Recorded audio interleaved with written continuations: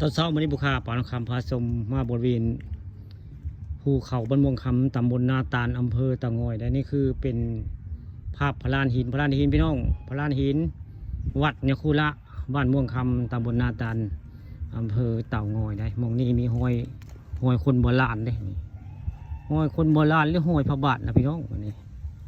ตอนเช้ามื้อนี้ได้เอาภาพบรรยากาศห้อยพระบาทมาให้เบิ่งมาให้ชมได้นี่ก็คือภาพห้อยพระบาทแต่มื้อนี้งานบุญกฐินได้อยู่วัดยคุระมื้อนี้เสียงฮูจังๆได้ทางหลังด้านหลังก็สิมีได้ยินได้เสียงฮู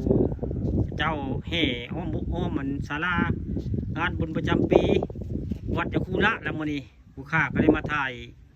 ภาพห้อยพระบาทห้อยคนโบราณบ้าขี้ใหญ่พี่น้องเปิดเจออยู่ในแบบลานหินวัดยคุระบ้านม่วงคำตำบลนาตาลนี่แหละห้อยโบราณเรียกห้อยพระบาทพี่น้องนี่ใครบ่เคยเห็นผู้ข้าปานคำพาชมเอามาให้เบิ่งเอามาให้เห็นนี่คือภาพบริเวณพลานหินมีหอยคนหอยตีนคนและพี่น้องกันบักขี้ใหญ่ได้พวกหอยซ้ำนี่คนที่ซ้ำใดพี่น้องอย่างน้อยกับตัวพุ่นเลี้ยวเป็ดโซกก็โซกพุ่นเลี้ยวอันนี้หอยตีนอันนี้พี่ลึกได้พวกโปรยเจอพี่น้องพวกบักขี้ใหญ่ได้นี่คือหอยตีนบริเวณหอยเท้า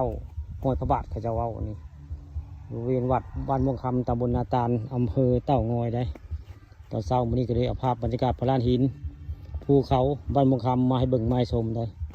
นี่คือภูม่วงคำตำบลนาตาลทั้งหน้าก็จะยินเสียงเจ้าเฮจังได้อันแห่บุญกฐินมื้อนี้วัดยคุระวัดผาพึ่งบ้านม่วงคำตำบลนาตาลได้สนอยบุคคาก็สิย่างไปลิ้นเขาเจ้าไปละไปเบิ่งเขาเจ้าเฮนี่คือทางเมืองได้ทางเมืองทางไปวัดพุ่นละนี่สิไปวัดยคุระไปในทางเส้นนี้งาขนอดก็สิไปผู้พุ่นละโอ้ใส่วัดวาอารามยคุระบ้านม่วงคำตำบลนาตาลได้เห็นศาลาแล้ว